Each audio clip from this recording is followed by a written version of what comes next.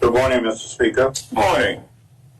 Mr. Speaker, I'm pleased to provide a further update on the short-term stimulus program that was launched on December 17, 2020, to a maximum value of Bermuda dollars $13.385 million, where small to medium-sized contractors were invited to participate. Mr. Speaker, the program was launched as there is an urgent need to provide stimulus to the local economy in order to retain and boost employment numbers in the wake of the economic downturn sparked by the COVID-19 pandemic. As a result, the Ministry of Public Works compiled a list of shovel-ready projects that are executable almost immediately. These projects are mostly infrastructure improvements and will not add further burden to government operational expenses. The project selection principles are to maximize the employment of the private sector while providing much-needed refreshing of neglected infrastructure. Mr. Speaker, to ensure allocation of the stimulus funding across the participating businesses, the Ministry will maintain a register of approved contractors and awarded contracts to ensure that no one company monopolizes the project list. Once a company obtains a project, they will be rotated to the bottom of the list to allow other companies an opportunity to work. The guiding principle is to prioritize all companies that provide the most employment benefit per dollar spent while spreading the work among Bermudian owned and operated businesses. Many of these small to medium-sized businesses have never worked for government before, and oftentimes the challenge is cash flow. In light of this, we have arranged with the Accountant General's Department to accelerate the payment schedule to every 2 weeks, noting that those who owe government money must engage in a payment plan in order to secure the work. Things are moving in the right direction, starting off a bit slowly due to lead times for materials and companies having to sort out their outstanding balances prior to the award of a contract. Mr. Speaker, to date, 93 out of the 98 companies have been approved and are pre-qualified to work with the government.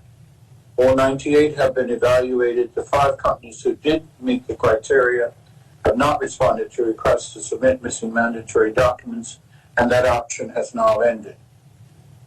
9 contracts have been awarded to date.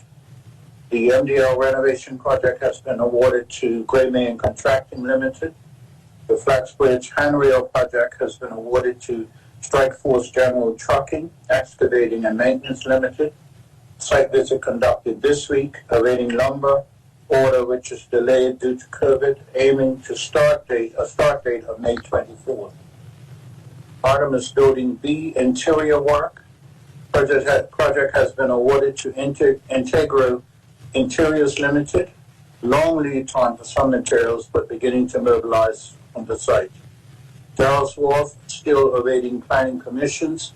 Contract has been awarded to Kaisa Limited. Long lead items start on site in 4 weeks, May 23rd. Alva Beach Access. Contract awarded to Smith Hauling and Excavating. Start date May 17th. Artemis Building A, loading dock repairs, awarded to Next Level Development. Pre-award meeting to be held, start date to be confirmed. New plant inspection building at the Botanical Gardens, awarded to Daniels Construction. Pre-award meeting to be held, start date to be confirmed. Veranda repairs at Camden, awarded to Limestone Holdings. Pre-award meeting to be held and start date to be confirmed. There are several projects out for evaluation. Highways fencing, wastewater section landscaping, 3 projects, dock maintenance work across the island, cleaning of Pembroke Canal, and roadside vegetation removal. Mr. Speaker, companies who owe government funds will be garnished, or a payment plan will be put in place before they are awarded contracts. Workforce Development has reached out to the Bermuda Housing Corporation in order to facilitate the hiring of the temporary workers through the Hustle Truck framework. This looks like a good fit and will see Workforce Development transferring funds to BHC to run the program on their behalf. BHC will then create MOUs with the various participating contractors to onboard the workers. Mr. Speaker, there is a great opportunity for cross-ministry collaboration between the Ministry of Labor and Public Works, along with the Bermuda Housing Corporation. The entire team at the ministry have been working extremely hard to get this initiative up and running, ably led by consultant project engineer Mr. Robert Richardson, who has been assigned to coordinate the work of all those involved. I'd like to publicly thank them all for their efforts. We are very pleased with the response to the stimulus program thus far from both contractors and likely employees, all of whom want to get to work and help the economy improve. This project is bearing fruit, and one can expect to shortly see a flurry of stimulus activity occurring around the country. Thank you, Mr. Speaker.